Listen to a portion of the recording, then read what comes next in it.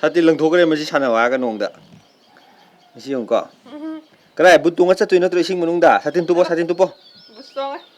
두보 그다이노 사진 굴로 사진지 다 레이레잖아 사진 두보가 사진지 사나 레이레 랑토가 헤이트레마 चलो इसिंग चलो को पापा पाएगे sonda la से सातिन दो याद भी चलो सातिन थानो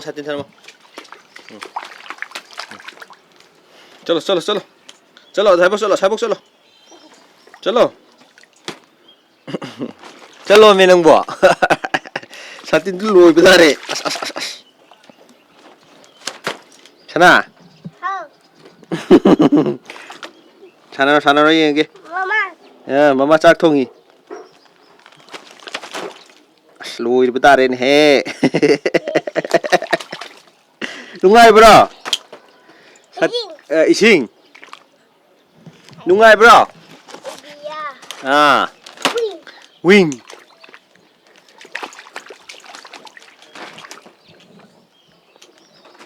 범 오 범범 Nung ta cái lấy cái gì phải vậy, cho nên nắp bạc bị lấy. Bom, ô bom, nó satin tu po hay thế, nó satin lang gái sao này, nó cứ sao nó satin gan nôm sang anh. Bom, ôi cha nó po.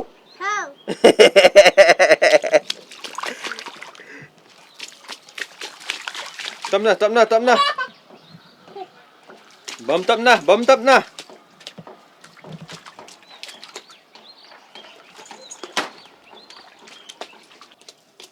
Slow. Bum. Yeah, bum.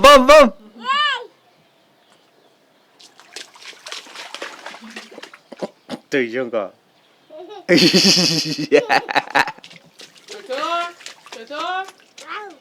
Okay. Wing. Chứ nó tròn như momo xem rồi gan đã quay momo này mẹ. Chỉ là quay momo xem là machine gì. Nãy cái đấy tay gái cái những con sai chắc thùng gì biết bắt thật quay đi. Miếng cái đó chân gì. Đó đấy chắc thùng đấy thu cái này có, đó này có bọc khai gì xí glass ấy. Xài đi cái này chốt vào cái cái thing bị cái nó có. Xí glass cái nó gì. Đó này bọc khai gì mà xa nào này chắc thùng đấy số mi mắm đây mìnhดูกันđó này có bọc khai này đó. Cái này là gas leak rồi đó nó có. Leak với gas xin bio là hai cylinder xin bao đi xin lẽ. Why am là ngoài cái đó vậy sao nào? Cái mi life đấy cái mỗi cái lúc bắt đầu xem mà gì tiền tàu lấy về hay đấy. Rồi, đó xem mà gì hay là ham mà đi để xem em có, ham mà đi để xem mà tung đã, đôi lúc mình tôi dùng leak rồi đấy, leak rồi mà tung để second day đồng có chụp phù đấy, đó dùng xem mà sao lo ya đấy, cái ya thì cái gì mai có xem gì, ấy đi, có chụp xem rồi mình này hàng gì na, xin bị rồi edit lâu nên để gas phải gì ya mà có, nghe mà khối passport hàng giờ đấy, khối passport đây nè,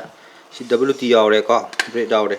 cái đấy euro giàu đấy. Sabi yaw re sigi makha si shaw re tu sai ga jani chini ma'am akoi gi fast food pui hai do ma mai ga sa ba khut ma sa khang dre ma je kan na pai sidana yirum kan ho gai ri ga adagi sona kan na cha lo li ga cha ji ma na to re je adagi sin WT ho ye sin fast food pui hai ma'am fast food pui gi support ta bi ni ta ga contact number hap se ke china bon sana hello ma tung da ne ba ko china akoi gi fast food pui gi sai nang na ming da ma yo ka wa si fast food pui ji bora am ho gai da ma'am ko ma hei ta pom ta le ti ma'am adum fast food order tong ning aga di hai ba item sing ji ko ma'am nu to san pe pa ga ni home rate pui rate thari wa video mak thane Amazon da gi lokhot pe ba specially hosi summer la abni nu pa sinu pi sin ba ya ba beauty products kha ucha ge description da ming thar ga hapcher ma again this video is sponsored by Amazon first ta koina summer lak pa da kwai da gi darka oi ba akhoi da hai tare Detan face pack si ma'am si jong tang check out to video si gi je Mamaearth ki je ko yam nungai bani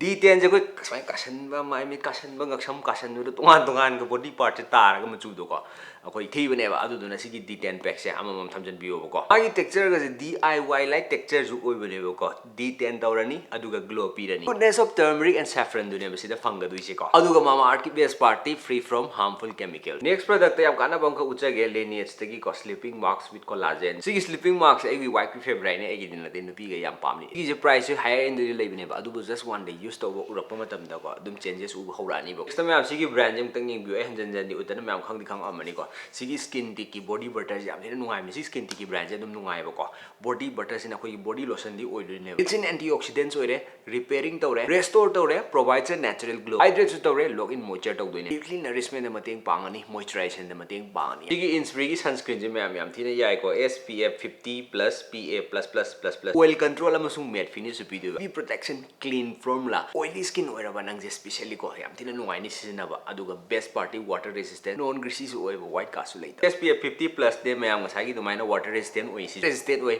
white cast लेते broad spectrum UVA UV rays तो मैम दो protect तौवे sunburn skin ageing तौगदौ दो मदु control तौगदौ मतेंग पांगे सिगी प्रोडक्ट काइजिनी मैम चेक आउट तो वीडियो डिस्क्रिप्शन द ममिंग थार थार गा हापचरमगे and thank you Amazon for sponsoring the video